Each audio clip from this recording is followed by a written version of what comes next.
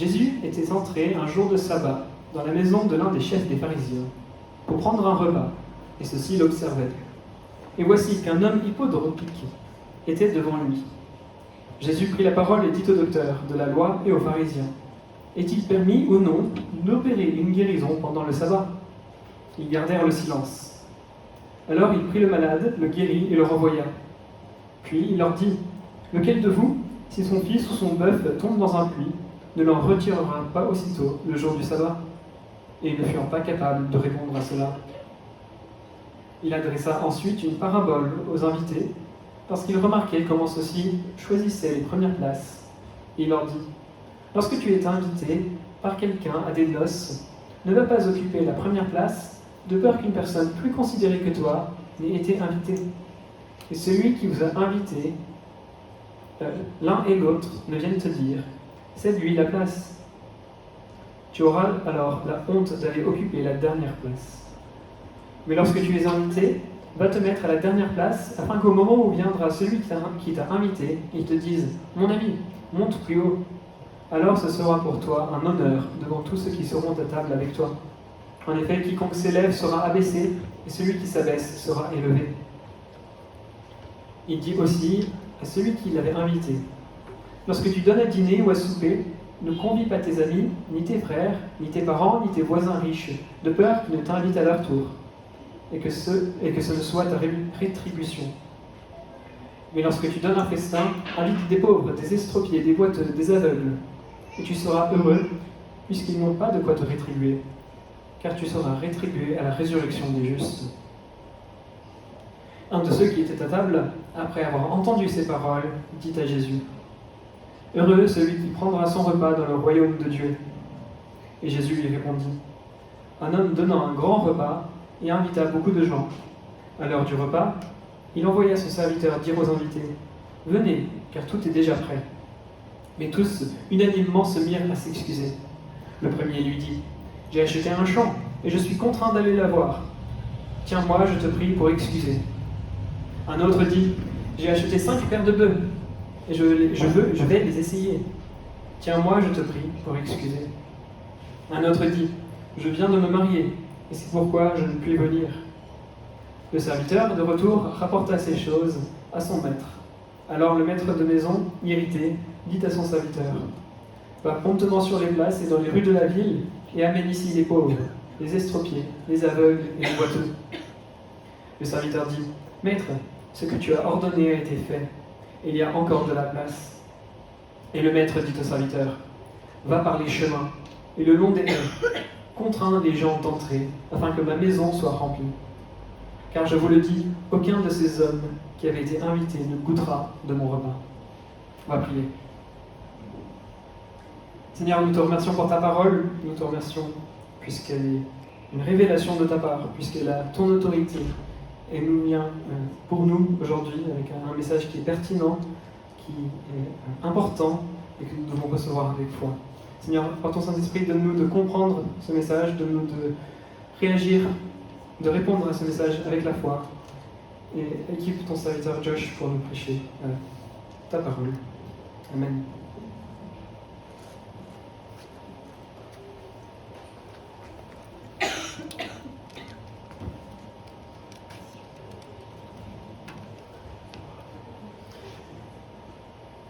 Bonsoir, c'est vraiment un plaisir d'être parmi vous ce soir. Votre accueil est toujours très chaleureux et très chaleureux en ce moment, mais ça va. Et ce texte est mon rêve. Il y a carte banquet dans ce texte. Est-ce que vous avez noté? Carte banquet. Ah, la nourriture est bonne, n'est-ce pas? Je dis souvent aux gens que j'existe dans 2 états. Je mange et je veux manger. Ça, c'est moi. Et les invitations à manger sont les meilleures. J'adore les mariages. Pas tant pour la romance, l'amour, la musique, que pour la nourriture à la réception, n'est-ce pas? Mon grand espoir est que la personne à côté de moi ne se soit pas montrée, en fait.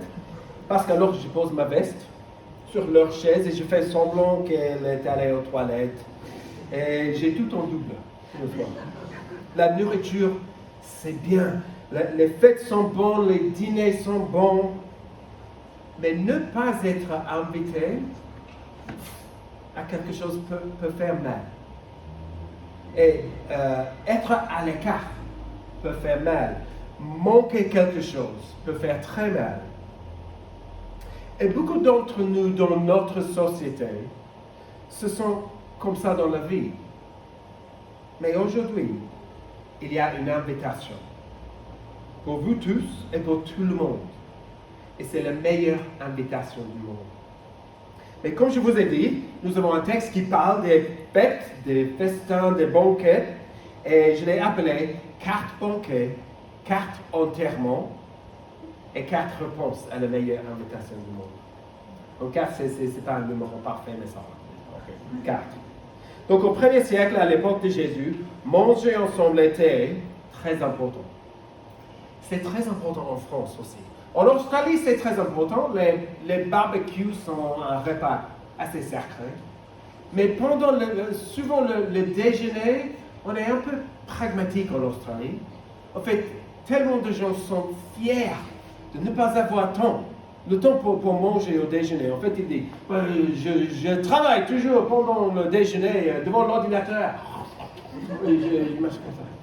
Et je sais que les Français, béni soit les Français, ils disent, ça, tu as l'air fier, et ça c'est triste, c'est malade ça.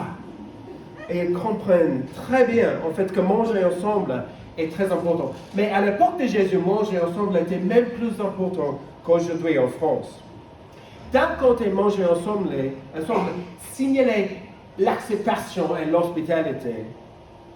Mais il y avait aussi d'autres aspects plus subtils.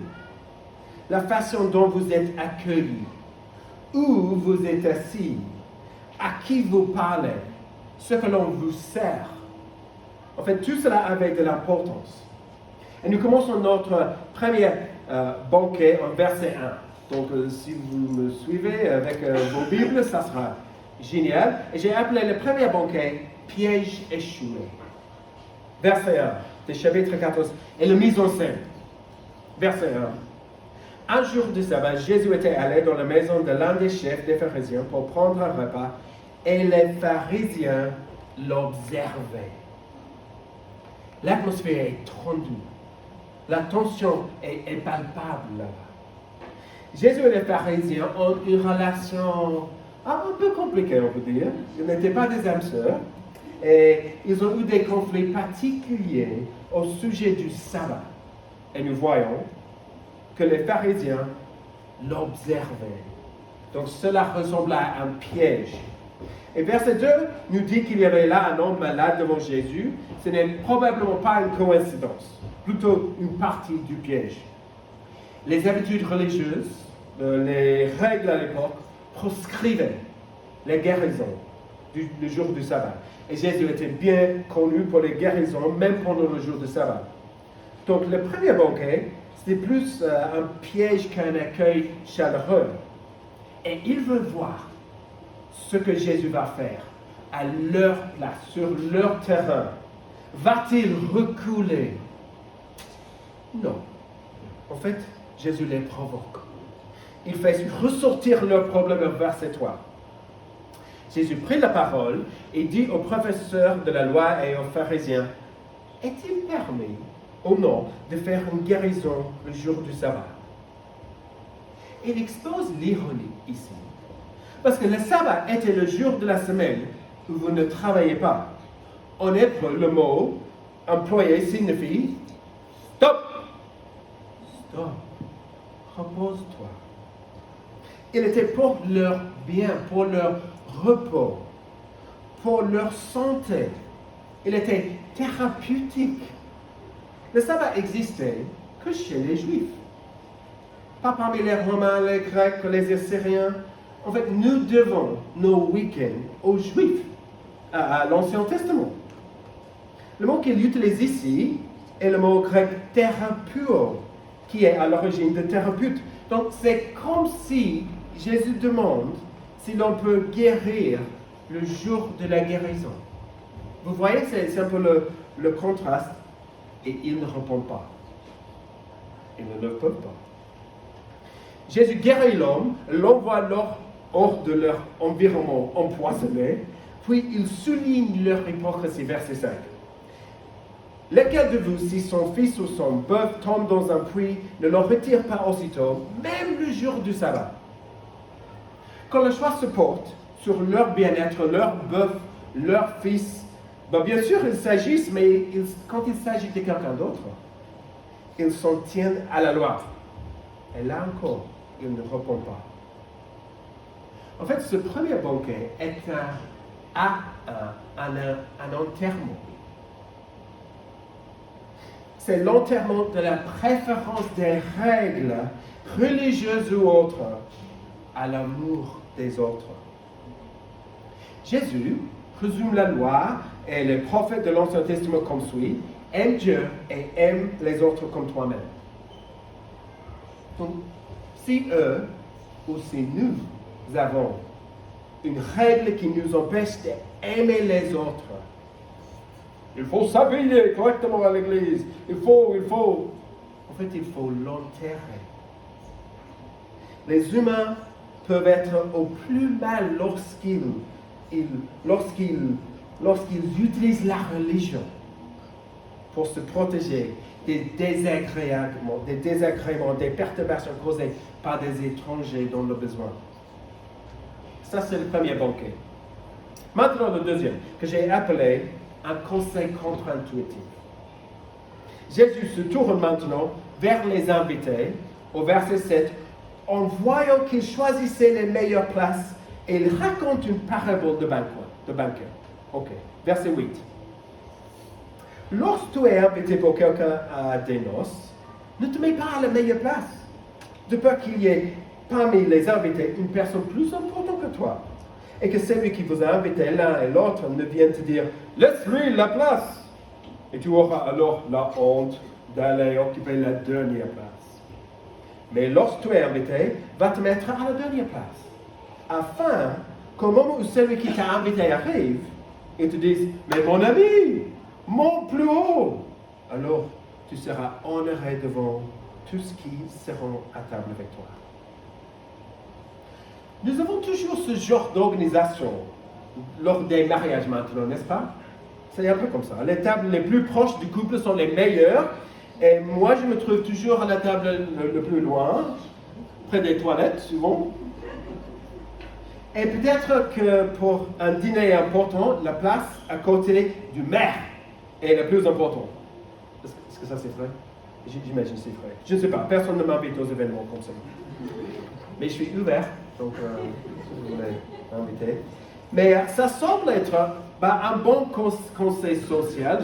Merci Jésus, ça c'est cool. Mais c'est juste un bon protocole de banquet. Commencez bas, puis montez plus haut. Ok. Vers le verset 11 nous indique qu'il s'agit d'un principe général biblique. Nous le voyons à plusieurs reprises dans l'Ancien Testament. Par exemple, Psaume 18, verset 28. Tu sauves le peuple qui s'humilie et tu abaisses les regards hautains. Dieu prend plaisir à faire cela. Exaltez-vous, vous serez humiliés. Mais humiliez-vous et vous serez exaltés. Si le banquet est la vie et que l'hôte est Dieu, quelle est la place d'honneur? Le statut, le travail, notre réputation, la position au sein d'un comité, la politique. La place d'honneur est l'honneur, l'estime, le respect des autres. Et si vous cherchez cela, la louange des humains, vous ne réussirez pas avec Dieu. J'ai visité un musée à Bucarest, en Roumanie. C'était l'ancienne maison du dictateur Nicolae Ceausescu. Il disait à son peuple, toujours, d'être humble, modeste, pas riche, simple. Mais sa maison était pourtant belle, opulente, luxueuse. une pièce pour les chaussures, des baignoires plaquées or. C'était incroyable. Tout ce que le dictateur disait à son peuple de ne pas être, il était très hypocrite. Il les humiliait et s'exaltait lui-même. Et puis, quand la révolution est arrivée, tout a changé en 2 ou 3 jours. Il a été renversé, il a fui, mais il a été retrouvé, emmené et fusillé. Et sa maison est maintenant un musée pour révéler son hypocrisie et sa honte au monde entier. Cela était un exemple extrême. Ça s'est passé à notre époque, mais il est pertinent pour nos vies aussi. Verset 11, en effet, toute personne qui se lève sera abaissée, et celle qui s'abaisse sera élevée. Ceux qui sont exaltés dans les yeux de notre société, mais pas dans les yeux de Dieu, seront abaissés. Cela ne veut pas dire ne postulez pas pour des postes, ne faites pas preuve d'initiative, ne prenez pas des responsabilités. Cela ne veut pas dire montrez une fausse modestie, restez assis, ne faites rien. Vous pouvez être ambitieux, mais pas pour votre gloire. L'enterrement du second banquet est à l'autopromotion, pour notre gloire, pour notre honneur. Cela va à l'encontre, n'est-ce pas, d'une grande partie de notre société. Saisir le jour, se pousser en avant, chercher ton désir, devenir influenceur. Et Jésus dit, cherchez d'abord le royaume de Dieu. Aimez les autres. Abaissez-vous et vous serez élevés. Ça, c'est le second banquet. J'ai appelé le troisième banquet la maladresse sociale. Le troisième banquet est un consigne à l'hôte. Jésus était un invité assez compliqué, n'est-ce pas? Il était invité et puis il donne un conseil à l'hôte. Il dit, verset 12, lorsque tu organises un dîner ou un souper, n'invite pas tes amis, ni tes frères, ni tes parents, ni des voisins riches, de peur qu'ils ne t'invitent à leur tour pour te rendre à l'appareil. Lorsque tu organises un festin, invite au contraire des pauvres, des estropiés, des boiteux, des aveugles. N'invitez pas ceux qui peuvent vous inviter au retour. Ces gens sont faciles, confortables, agréables. Mais les pauvres de la rue n'ont pas de maison à eux pour vous rendre l'appareil. Il n'y a rien pour vous. Ils sont peut-être maladroits socialement, peut-être gênants. Ils n'apporteront pas une bonne bouteille de vin, mais invitez-les plutôt. Pourquoi? Parce que Jésus ne dit pas parce que c'est bien, ou parce que vous devez aimer les autres, ou parce qu'il est préférable de donner que de recevoir. Tout cela est vrai, mais il parle d'une récompense. Verset 14. Et tu seras heureux, car ils ne peuvent pas te rendre l'appareil. En effet, cela te sera rendu à la résurrection des justes.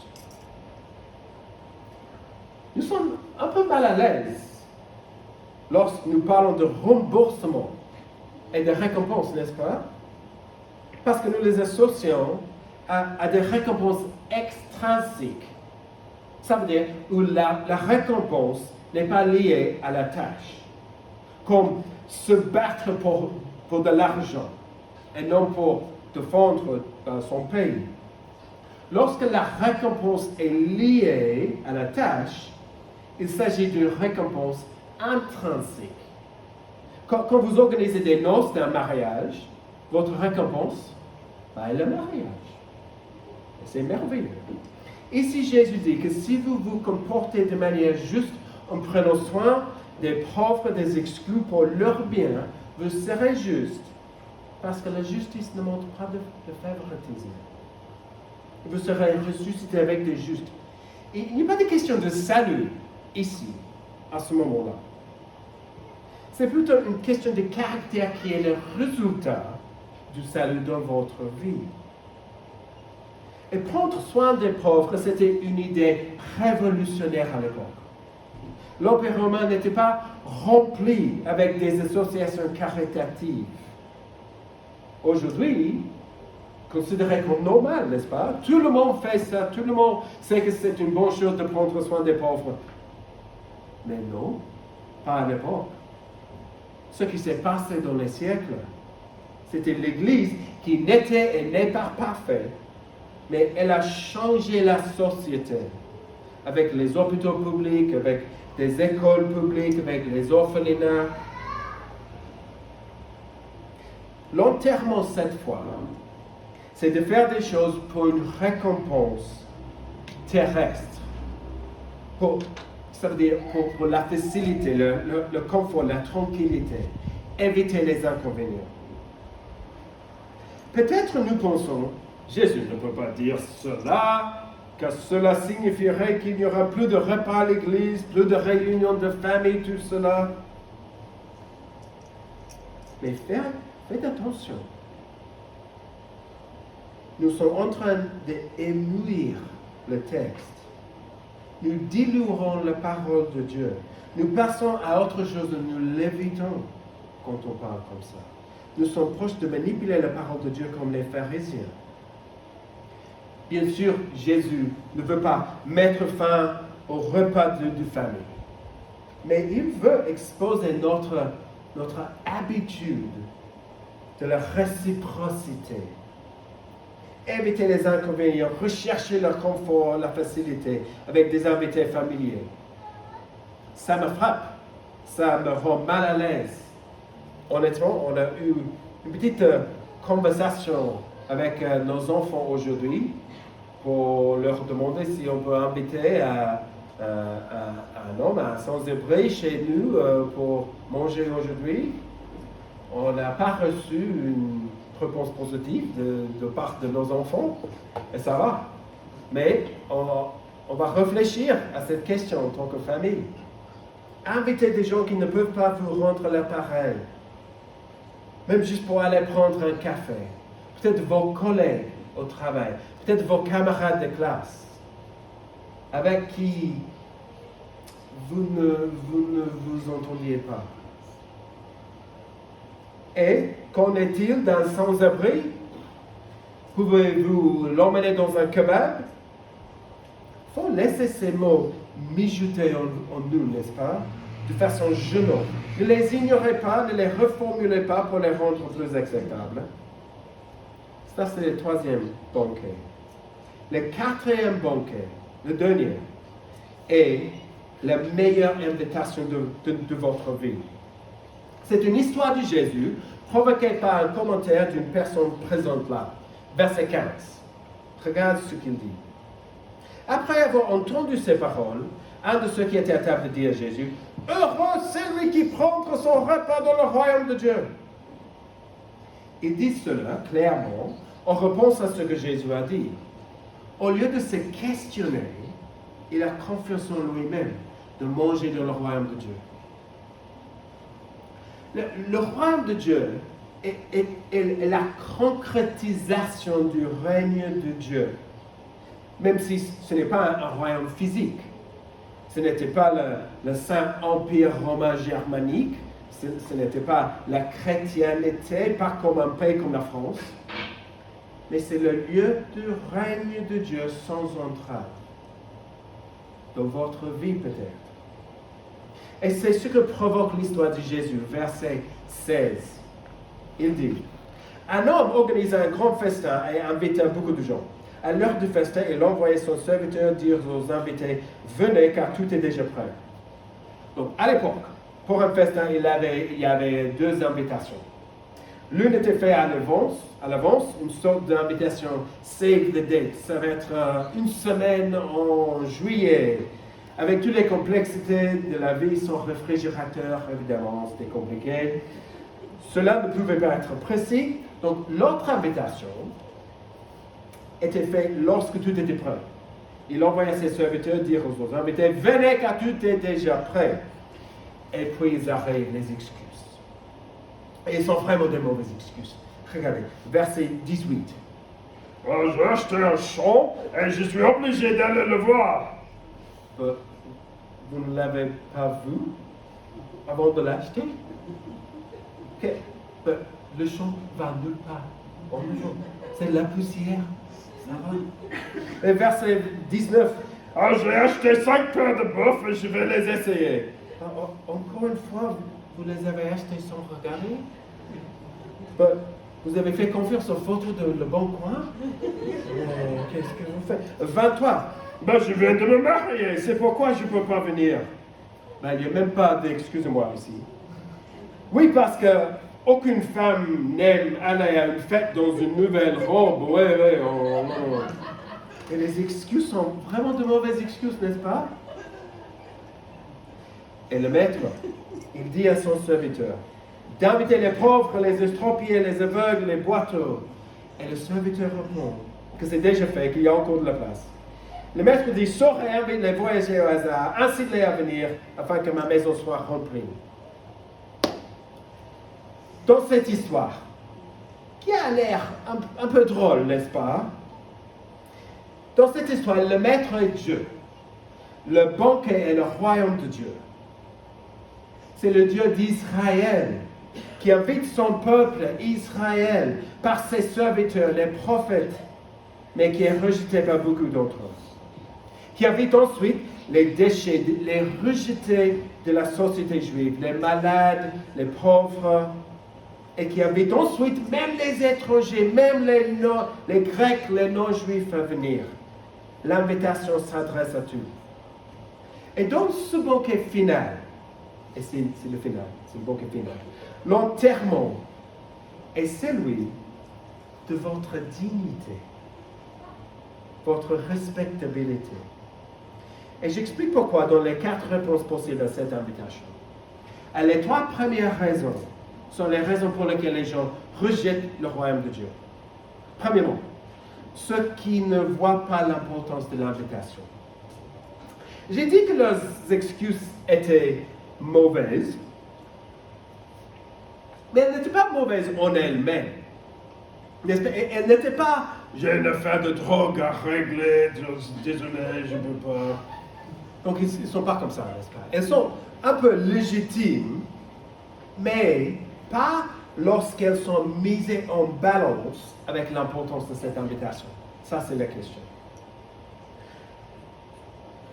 Nous laissons très facilement beaucoup de choses nous empêcher de réfléchir à Dieu, à Jésus, à ce qu'il nous dit. Il peut s'agir de nos possessions, comme un champ, ou l'achat de nouveaux vêtements, de nouvelles technologies, de nouvelles maisons.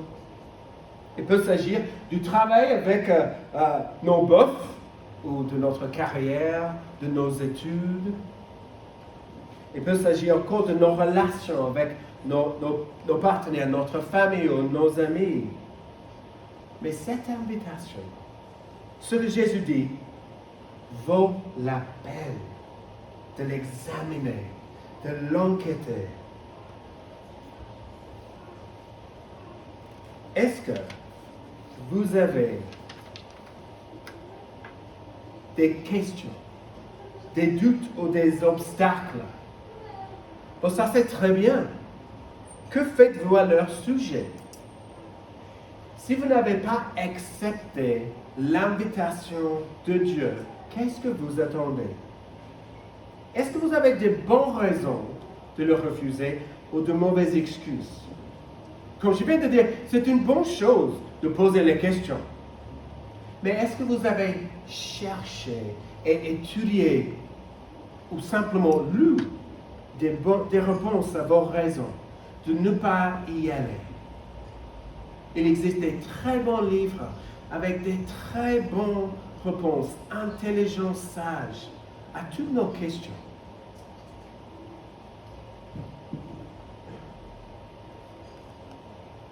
Ça, c'était la première réponse, ceux qui ne voient pas l'importance de l'invitation. La deuxième réponse, ceux qui pensent qu'ils sont indignes. Il y a quelque chose d'instinctif en chacun de nous qui pense que nous devons mériter tout ce que nous recevons. N'est-ce pas? Comme si nous venions à un dîner et que si vous n'avez rien apporté, vous ne pouvez pas manger ou partager. Est-ce que vous ressentez un peu comme ça? Je ne ressens pas cela. Ma faim est plus importante que ma réputation. Mais la plupart d'entre nous, je suis sûr, nous ressentons cela, n'est-ce pas? C'est une sorte de bonne manière. Si vous n'avez pas contribué, ne participez pas. Ça, c'est tout naturel. Mais ça ne marche pas avec Dieu. Parce qu'il n'y a rien que tu puisses apporter. À chaque banquet dans ce passage, ce sont les malades, les humbles, les pauvres, les étrangers qui sont invités et qui viennent. Ils n'ont rien à offrir, ils sont quand même invités et acceptés. Il n'y a pas de « je ne suis pas digne, c'est bon ». Dieu n'a pas besoin de votre bonté. Il en a assez pour couvrir notre manque de bonté. C'est pour cela que Jésus est venu, pour nous amener de là où nous sommes, pour couvrir nos péchés, pour payer pour nos péchés, pour nous amener à Dieu. Comme il est dit 1 Pierre 3, verset 18. Christ le juste, il a souffert pour des injustes afin de vous conduire à Dieu. Tu ne peux pas rouler vers Dieu. C'est seulement Jésus qui a son permis de conduire. L'autre groupe qui n'accepte pas l'invitation est celui auquel Jésus s'est adressé à l'origine. Ceux qui refusent d'admettre qu'ils sont indignes. L'homme qui dit à l'origine, « Heureux celui qui mange dans le royaume de Dieu », il pensait probablement qu'en raison de sa famille, son ascendance, de sa religion, de sa bonté, il était admis. Mais en réalité, il fait partie de ceux qui sont invités mais qui ne viennent pas.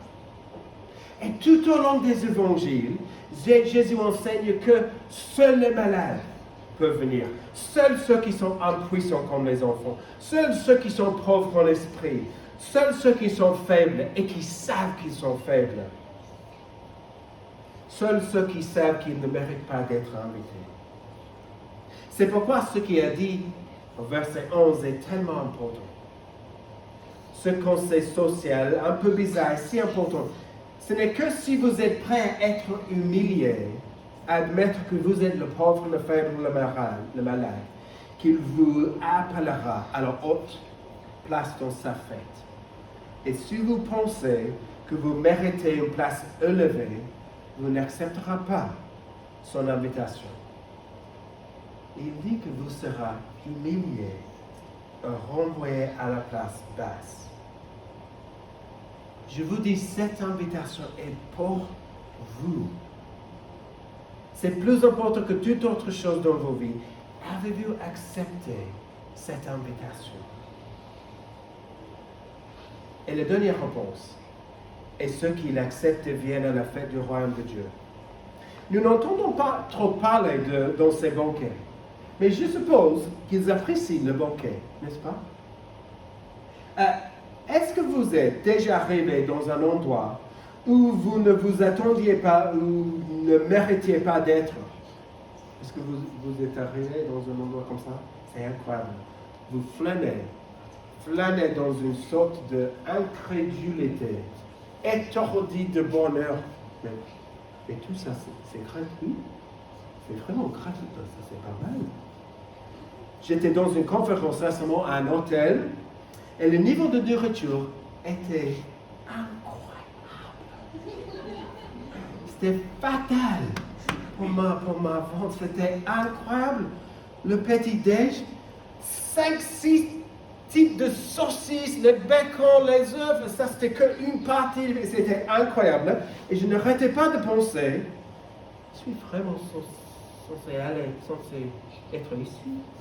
Parce que toute cette nourriture n'est pas bonne pour moi. Quelqu'un va venir, bien sûr, et dire, mais monsieur, qu'est-ce que tu fais?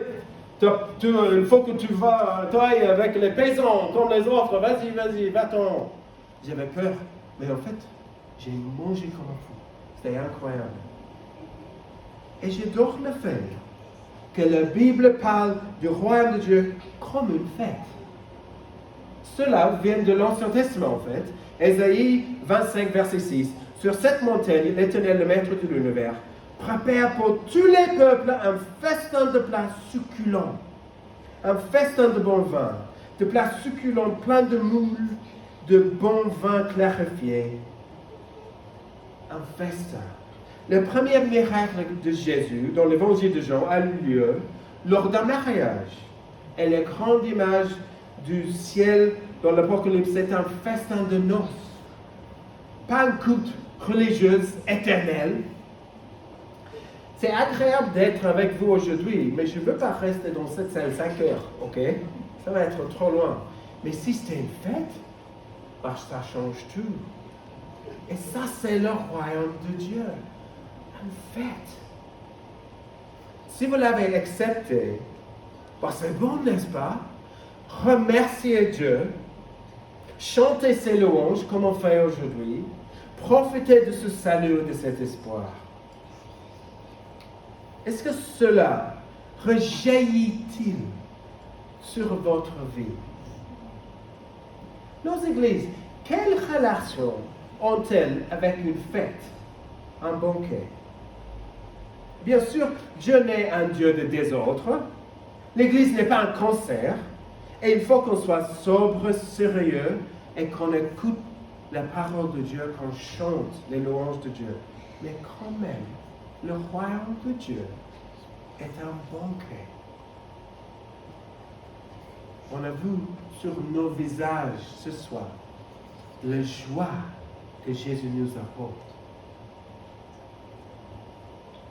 Le rôle de GBU est d'entretenir cet espoir pour les autres étudiants, de les inviter à goûter à cette fête dans nos groupes où nous lisons la parole de Dieu. Il faut nous rappeler que notre invitation n'est pas seulement une invitation à un groupe, à une discussion, à une étude, mais c'est une invitation à une fête. Une fête. Vivez-vous cette fête maintenant dans vos vies. Invitez-vous aussi les gens à cette fête. Vous n'êtes pas responsable du fait qu'ils acceptent ou le rejettent, mais vous pouvez les inviter quand même. N'attendez pas l'occasion parfaite, c'est ce que je fais. Invitez simplement et vivre cette fête dans votre vie. Prions avec moi.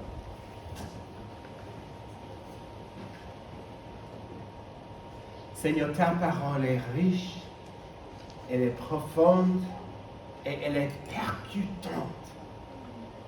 Seigneur, ouvre nos cœurs, travaille nos cœurs, transforme nos cœurs par ton esprit.